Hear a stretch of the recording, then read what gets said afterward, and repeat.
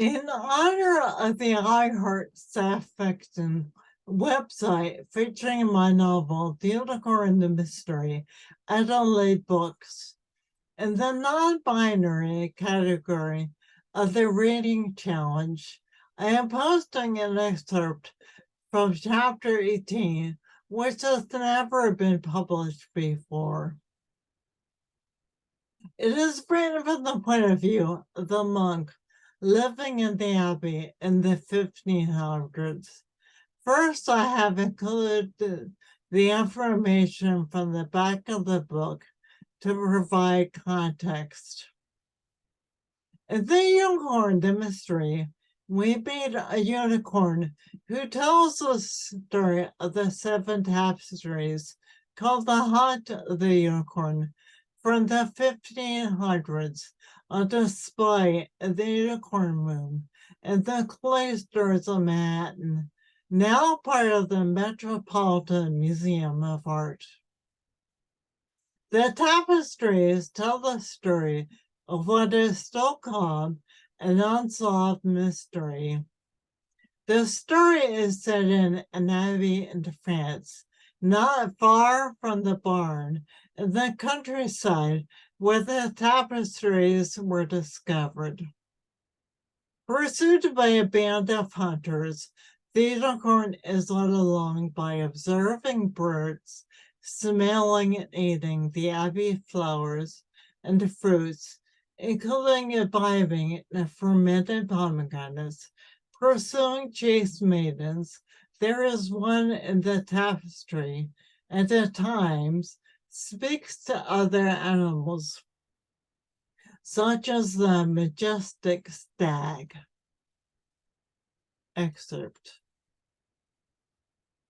In the beginning was the Word, and the Word was with God, and God was the Word.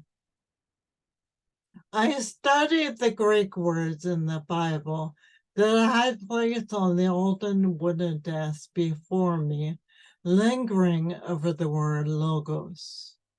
The page was old and brittle, so I traced my index finger in the air over the long lines of the lambda, the circle of the omicron, the crevice of the gamma, the roundness of the second omicron, and the whole sigma at the end that looked like a curved snake with its head below the bottom line. There was a long, narrow gold and blue J traveling the length of the page on the left-hand side. It looked like a spear, but on closer inspection, I could see it was an elongated and elaborate letter. This was the first page of the Gospel of John in the New Testament. I felt my eyes widen as I thought about the fact that I just happened to flip open this page. I had long had a love of language, reading and writing. The Bible fell open to the perfect page for me. I took it as a sign. This was a special Bible. It was in Greek rather than the Latin Bibles that the priests used in the abbey. This Bible looked old and valuable. I had found it in the back of the shelf, hidden away behind the more modern books. I wondered who had stashed it there and why. The word for God, theos, was there too. It was one of the first Greek words that I had memorized. I located the first theos and traced my finger in the air over the capitalized theta that was narrow and elongated, a large O with horizontal lines through it, followed by a small epsilon like the Latin but curved, the omicron, and the plural sigma. As important as this word was, it felt secondary. Logos seemed to be the most important word. For listening to the priest, I knew the word was supposed to be Jesus. God sent his only son, Jesus, to spread his teachings, so the story went. But word was the subject of the first clause, so even grammatically, it was the main event. The sentence mentioned God, but did not mention his son, Jesus. That was something the priest said. Everybody was just supposed to accept it. In the beginning was the Word, and the Word was with God, and God was the Word. For as far back as I can remember, I have always loved stories. I love the worlds they created, and I love that those worlds lived in my head. I also love my mother's soft voice. The brush of her lips on my forehead at bedtime before I fell asleep.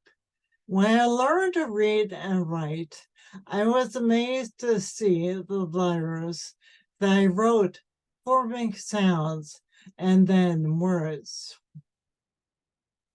I imagine how scholars decipher languages. Maybe they found the languages that went before the languages they were studying. Perhaps they looked for similar characters and patterns of word endings.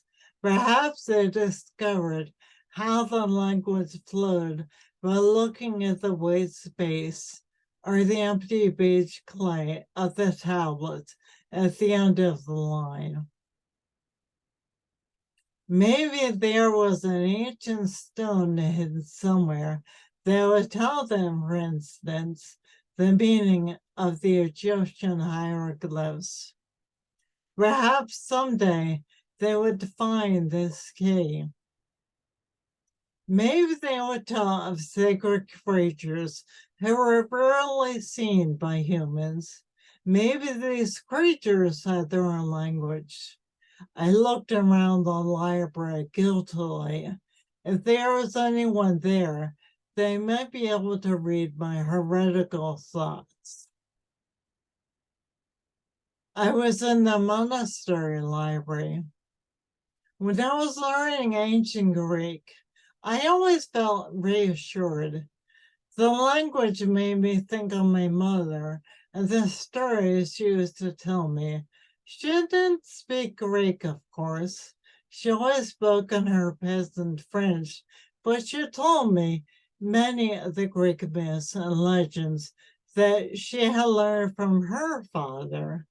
One of my favorite stories was about Jason and the Argonauts searching for their fabled golden fleece.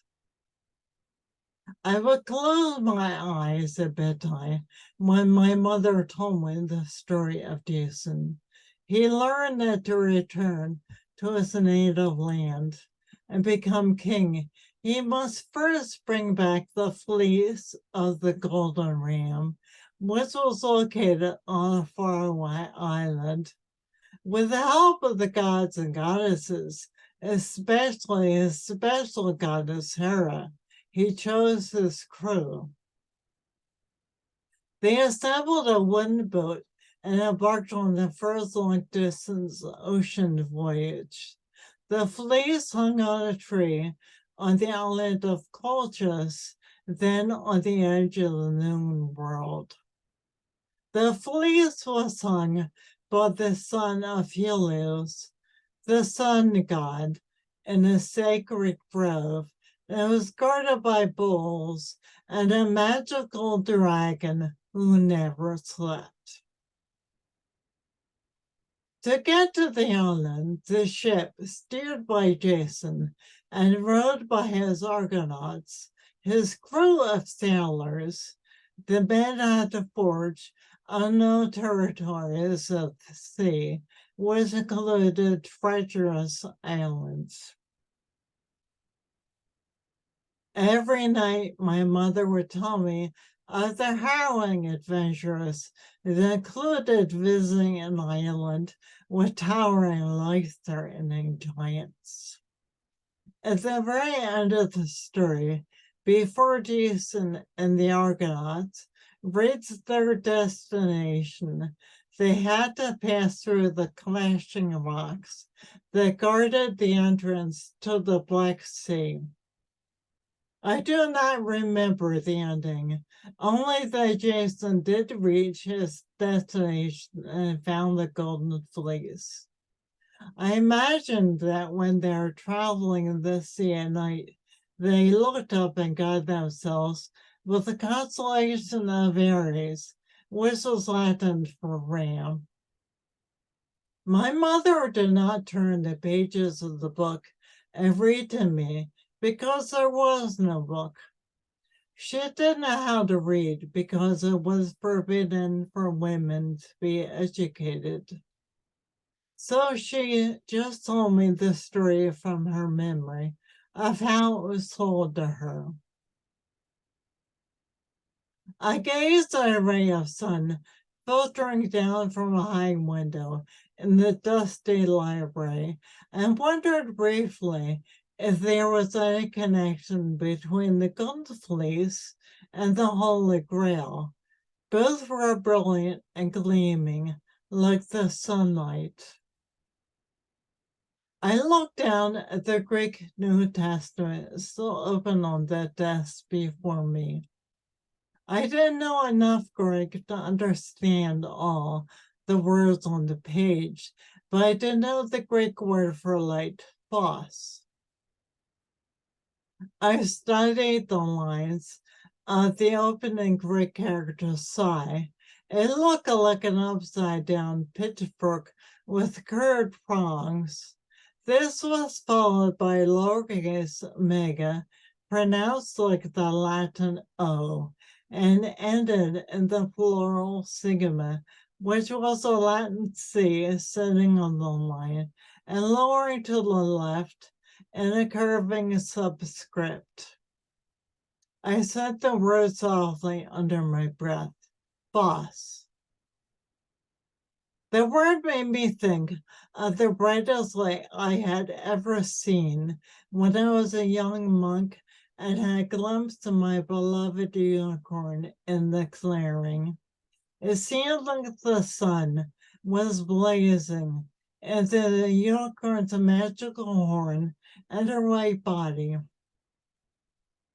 The light behind her was magnified by the stands of white birch trees. Perhaps we're all creatures of the light. Like Jason, and like the knights of King Arthur's Round Table, who searched for the Holy Grail, I felt that I too had something bright and gleaming in my future.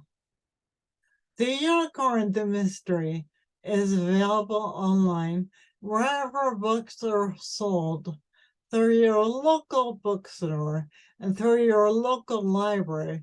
Just ask the librarian to order the book if they don't have it.